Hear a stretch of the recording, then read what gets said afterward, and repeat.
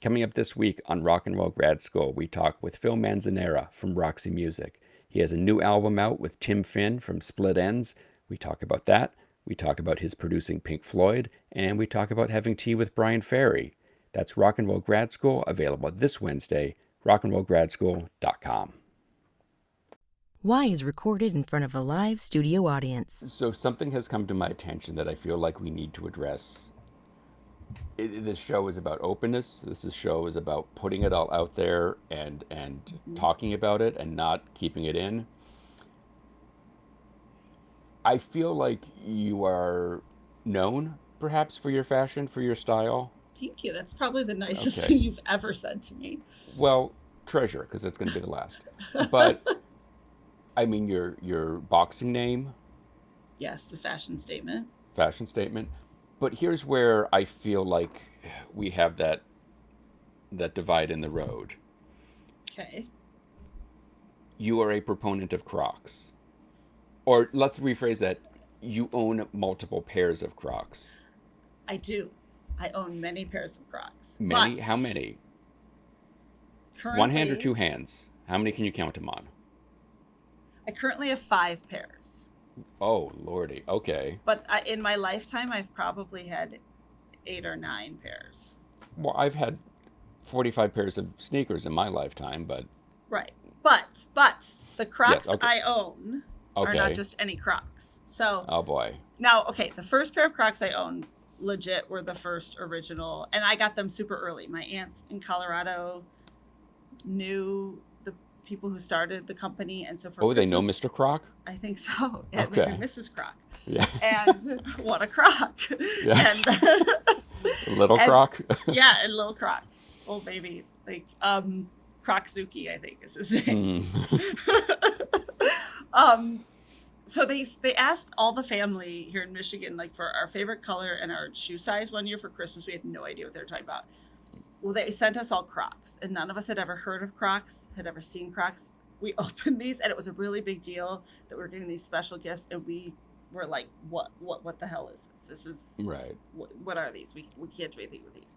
But then individually, one of us would like throw a pair. There's, oh, I gotta let the dog out, or one would take the trash out, and then we all realized these are the most comfortable shoes on the planet, though not the most adorable.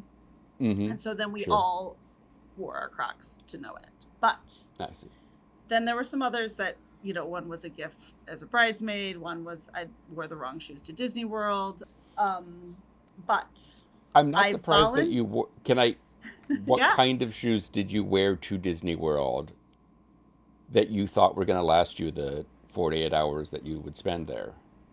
Yeah, I think they might have been, perhaps they were, and this was several years ago, but perhaps they were a wedge of some sort. I was going to say wedge. So you didn't go with flats like a normal person. Mm-mm. No. But Okay. in fairness, there is an argument to that, because I have exceptionally high arches, like crazy high arches. I look like a prima ballerina, only I never wore toe shoes. So That's what we should call our band.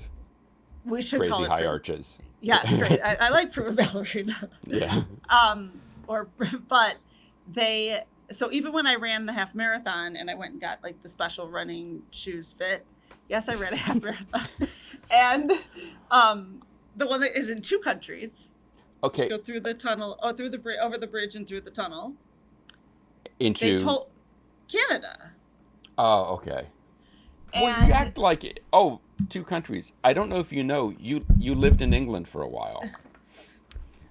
So wait That's a second. We got to back up here. How many miles were you complaining in the half marathon? Well, actually, I'm going to say 8. We'll have to put a pin in this. I have more questions. All right. So anyway, so you have Crocs. Oh, yeah. Okay, Minnie Mouse so- because you wore something that you would wear to Disney World. Right. So, Right. But then I voluntarily, of my own accord, Okay. purchased 3 pairs, and then I have a 4th pair that I got on my 40th birthday that saved my ass when I went to New York for my 40th and wore the wrong shoes to New York. Now, you know for a fact that I can walk miles and miles and miles in New York in wedges because I've done it when I came to see you. I did not Okay, wear sure. wedges for my 40th birthday. I wore Mm, Dr. Scholl's ballet flats that mm, tore up my feet, and I had to look everywhere on my birthday for shoes I could wear that wouldn't tear up hmm my feet. Sure. And I decided all I could find that would work would be flip flops. But it was my birthday's the end of October. Flip flops are not in Right. high demand. But I'm No, actually they're going to show not. you. I'm going to show you my Crocs. Oh, great. This is what So I was hoping. these I found they are Those are Patricia. Crocs. They are, and they are Oh, Patricia wow. Field flip flops. So they're Oh, designer Crocs. yes. I know where's Patty, but that's okay. Well, that's fine. Every day in New York, they still held up. Hmm But then The fact that you're Crocs. touching them after they were in New York is I also know. impressive. They're Yeah. amazing, right?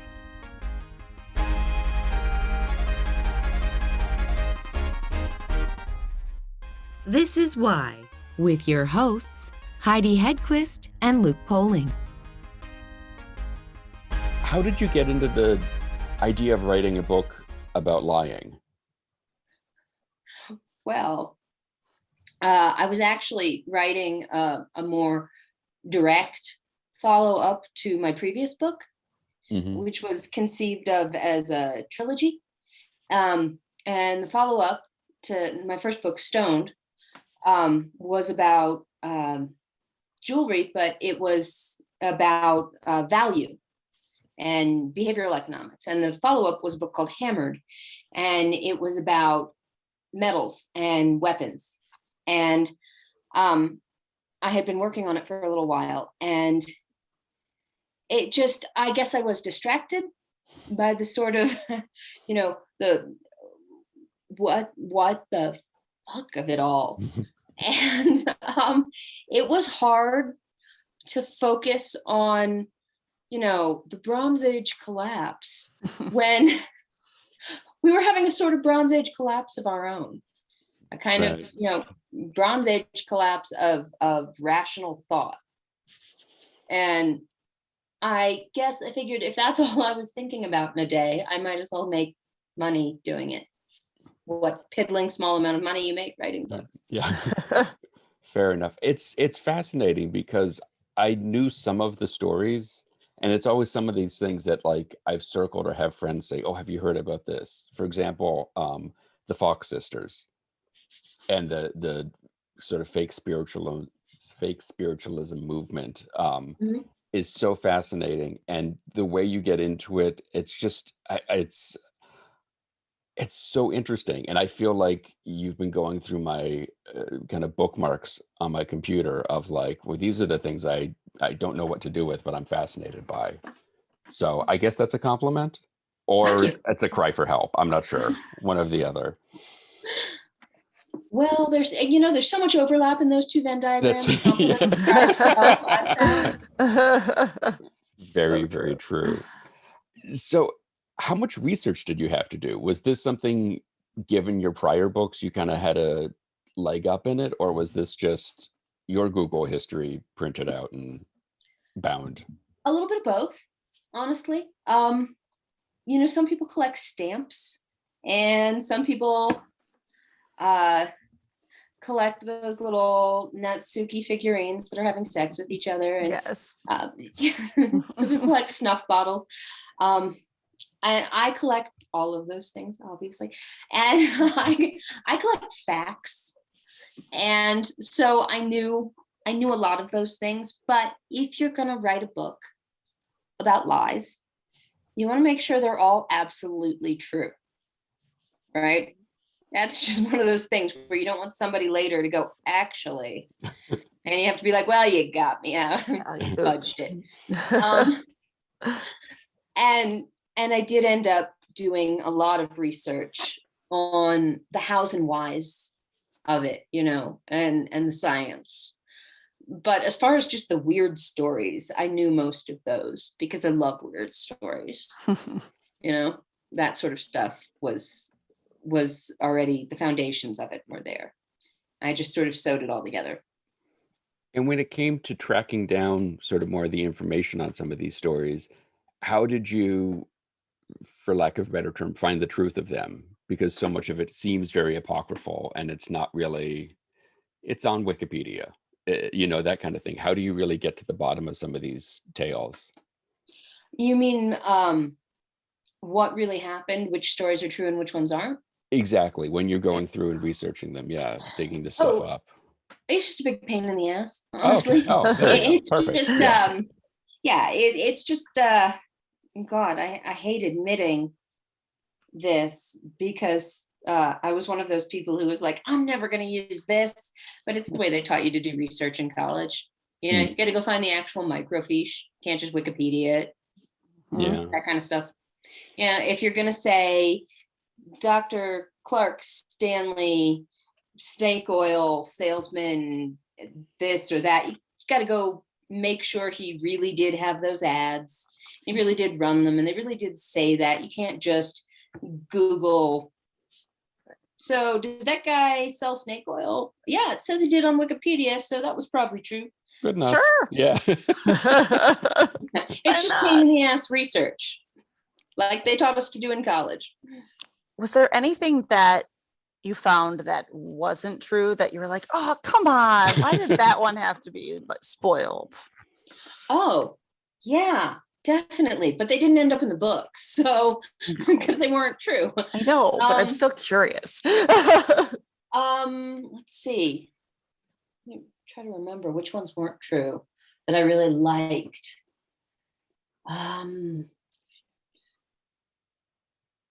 You know, I think what it was less than, I talked about it a lot in the hoax chapter. Mhm. That stories that I liked that weren't true were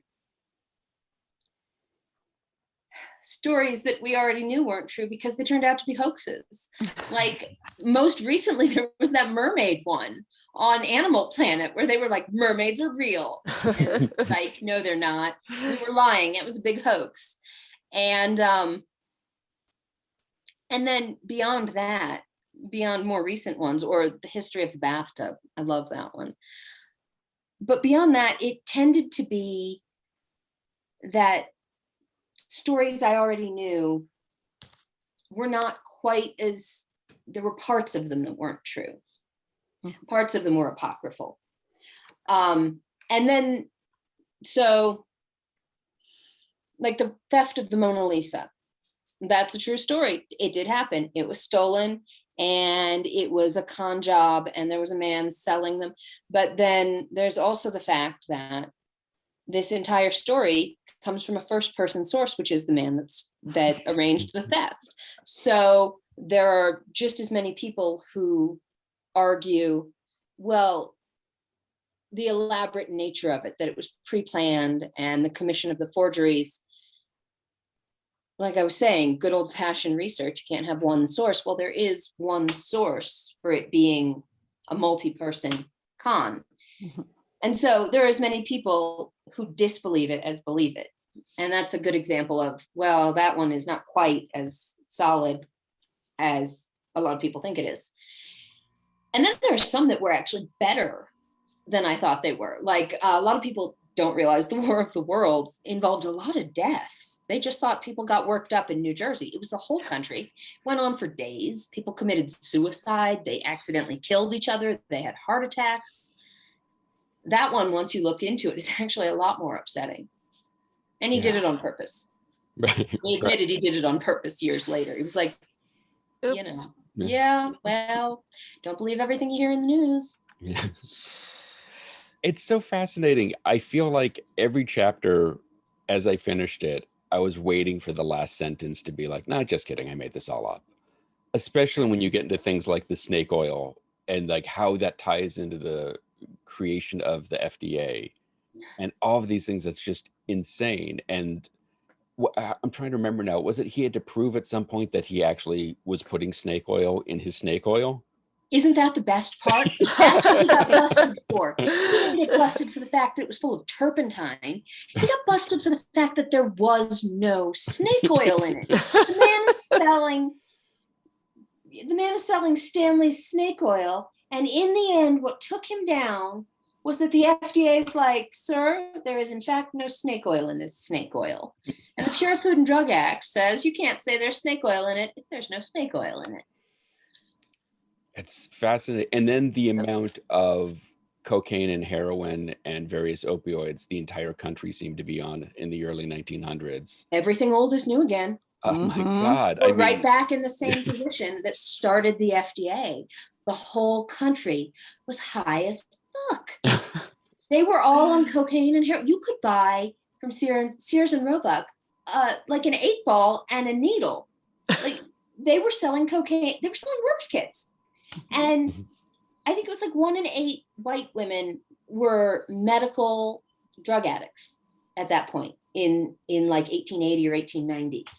The whole country was completely high and they were fine with it. And I just love that story that the only reason they took the cocaine out of Coca-Cola was because they started bottling it. This was the beginning of mass industrialization of food. And they started bottling Coca-Cola instead of exclusively selling it at segregated soda fountains. And white people became suddenly hysterical and delusional about the idea of what they referred to in print on microfiche as Negro cocaine fiends, who were buying it in bottles and getting high on cocaine. And they claimed in all these newspaper articles that they were raping white women and burning down buildings and murdering police officers. And this all sounds very familiar right now, doesn't it? Yeah. It does yeah. indeed. Yeah, so Coca-Cola took the cocaine out of their soda and replaced it with syrup and sugar and caffeine. How did that not, as somebody who was drinking it at the time, be like, this is different? Yeah, well, it was different, but you could still just like go to a corner store and buy Cocarettes, which were cigarettes full of cocaine. And you could buy cough drops and you could buy cough syrup and you could buy baby cough syrup for babies. And you could buy, everything had cocaine and heroin in it.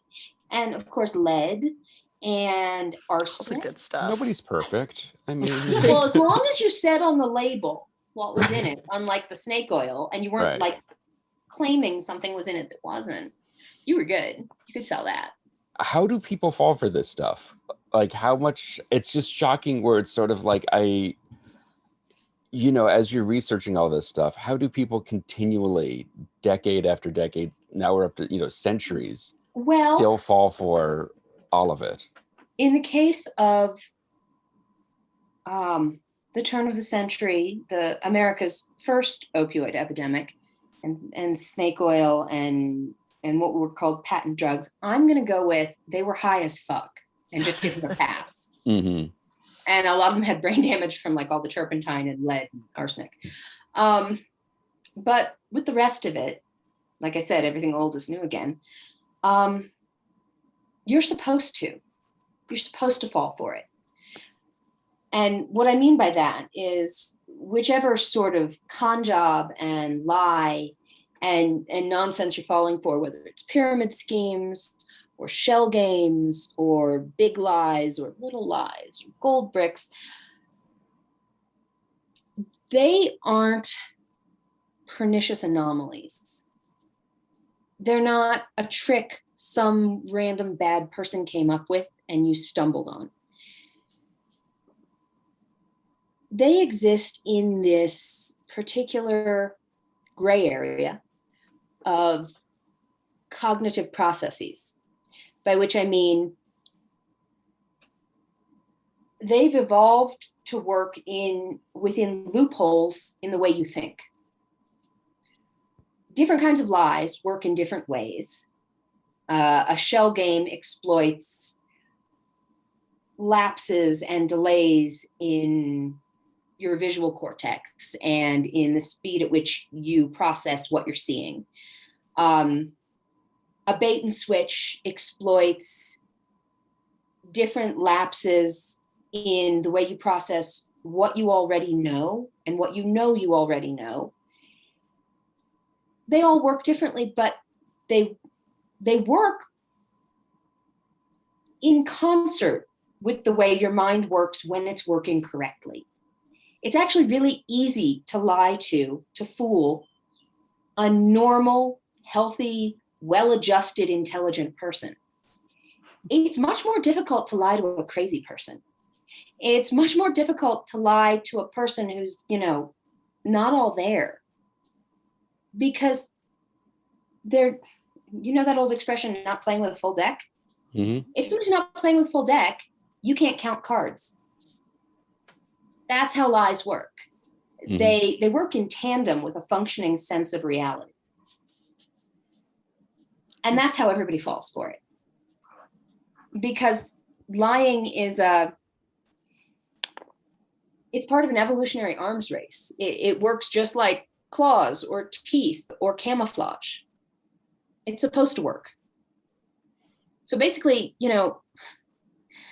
I don't mean to be overly blunt, but basically, people shouldn't take being stupid so personally. We've all fallen for dumb things. Mm-hmm. It just means your brain's functioning normally. Has writing this book and researching this book made you more cynical? Were you already there?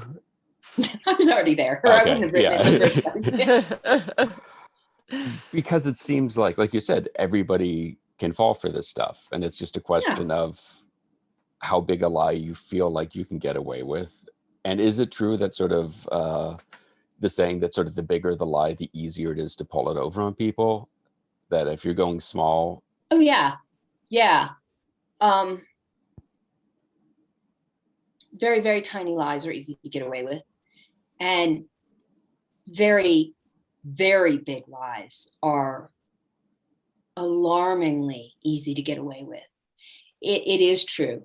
The first chapter in the book is about the big lie, the concept of just an outrageously big lie. People, I make a point in the book that people are more likely to believe you if you lie about owning an island than if you lie about owning a boat.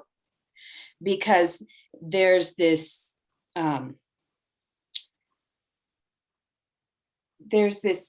term in neurology called theory of mind. And it's complicated and it's long, and shorthand, it's the ability to think about what somebody else is thinking about. And not all species possess it, but we do. And some primates do. And it's a powerful evolutionary advantage to be able to consciously consider what somebody else might be thinking. And it gives rise to a lot of things, including, among other things, well, if you're not a psychopath, empathy, but among other things, it gives rise to a sort of agreed upon sense of objective reality that we all share. The sun's going to come up tomorrow. It's going to get dark out tonight. If you shoot someone, they'll probably die. Things like that. We all know these things are basically true, and we all unconsciously agree on them together. And because of that, if somebody who doesn't seem crazy tells you something crazy, you assume it's true, even if it seems really outlandish, because they don't seem nuts. They must have something to back it up. And that's why a really huge lie is much easier to get away with than a sort of normal sized lie. Because the sort of normal sized lie gives you pause. You think, is that true? Do I believe that? If somebody tells you they're a visiting foreign royalty, you don't think, is that true? If they say that in front of a whole bunch of people, you just think, well, nobody else is questioning it. And why would they lie about something so big? Because it's fun.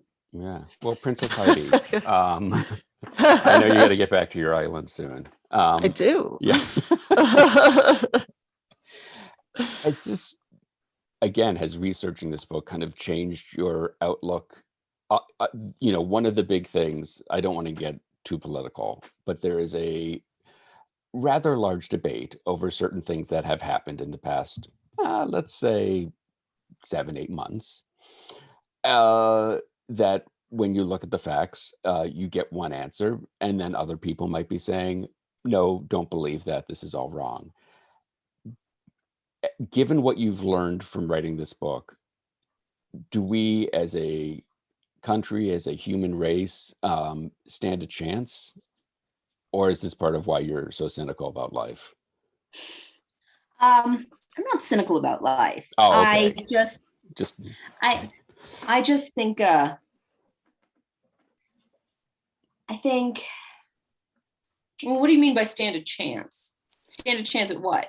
Well, stand a chance at, I don't want to say getting back to accepting a Consensus of reality? right. Since clearly your book is nothing but a celebration of, well, we've never been there. So, Yeah. right. This Why is start now? Yeah. I guess, how long can somebody pull off these big lies? Is that something that eventually gets found out, or do you have to come to our island to, I think there will always be. Okay, that's a really excellent question, actually. And that is the question of the moment. How long? How long does a lie last? That was actually the last question I asked in the book. But I asked it about, I think it was diamonds. How long can a lie last? I think there will always, it was also the first question I asked about Poyais, the island. Synergy. This is why this works. Or you just copied our questions and fed them back? Shut up, Heidi. Shut up. So, in the case of Poyais, you remember the few colonists that were still alive when they found them and brought them back to England refused to believe they'd been lied to, even though they got there and there was no country. He made it up, and they defended him to the bitter end. They said he'd been lied to, or that it had been destroyed, or they could not accept they had believed his big lie of this country he had made up. And so there will always be people who can never believe that they were taken like that, because the cognitive dissonance is too intense. It's a load-bearing belief for them. Too much of their identity is wrapped up in having believed it, and too many other beliefs are dependent upon it, including their belief in their own ability to discern real from make-believe. They just can't let it go.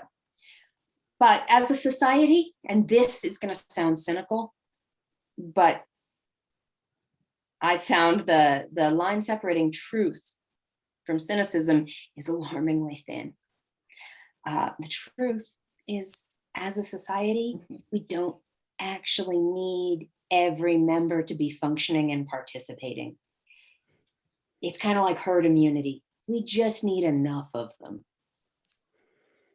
So if not everybody can ever shake it off, it'll still be okay, even if it's just enough of them. And I think that leads to an even more unsettling question, which is, how many of them ever really believed it?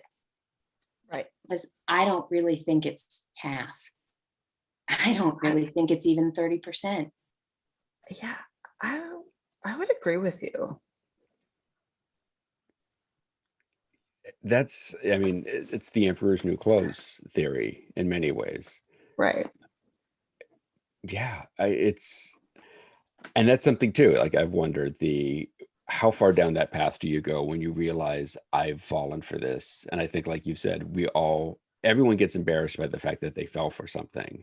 Mhm. And when do you feel like you have committed so much to this thing that turns out to be incorrect, that you feel like you can somehow gracefully walk it back?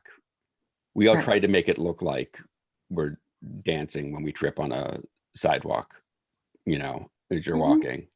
And you've seen Capitol rioters who said, Trump made me do it. He lied to me. You've seen there are people who can walk it back. Mm-hmm. and fast. It's not like they needed cult deprogrammers. I would argue they didn't believe it in the first place. They just wanted to go riot in the Capitol. Yeah. Yep. There will be true believers who can't ever let it go, but not that many.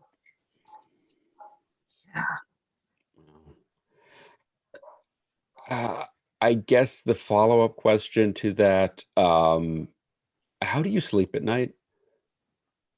Knowing A all, lot of Ambien. yeah, I was gonna say, how do you not sit bolt upright and be like, but it's all not real. We're all falling for this thing, and the overused man behind the curtain analogy is really true. And None of it was ever real. exactly. No, yeah, that is the case, but for what it's worth, that was always the case. Right. I've always felt that way. Yeah, that wasn't born of research, so don't be afraid to read this book. Okay, right, very Yeah. true. That's just a character flaw in my case. An overdeveloped sense of real reality. The Truth About Lies by Aja Raden is published by St. Martin's Press and available wherever you get your books. And if that's not enough, we're giving away a free copy of the book. To enter, go to our website, whythepodcast.com, sign up to join our newsletter, and you are automatically entered to win. You can follow us on all the various socials. Our website is whythepodcast.com and has all sorts of additional stories and videos. It's also where you can sign up for our newsletter. We're also on YouTube if you're into that kind of thing. And don't forget to leave us a review on iTunes, because if you don't, we'll call your mother and tell her that she's completely right. You would look so much prettier if you smiled more. Why the Podcast is part of Mudhouse Media. Today's show was produced by myself and Heidi Hegquist. Our reluctant executive producers are John Sauvé and Sandy Stone. Our willing executive producers are Rachel Allen and Randy Jeanette. Our graphic designer is Samantha Mustonen. The theme song was performed by the Electrosynth-O-Magnetic Polyphonic Orchestra. This one's for Philippe. Thanks for joining us. Flash, we're coming home.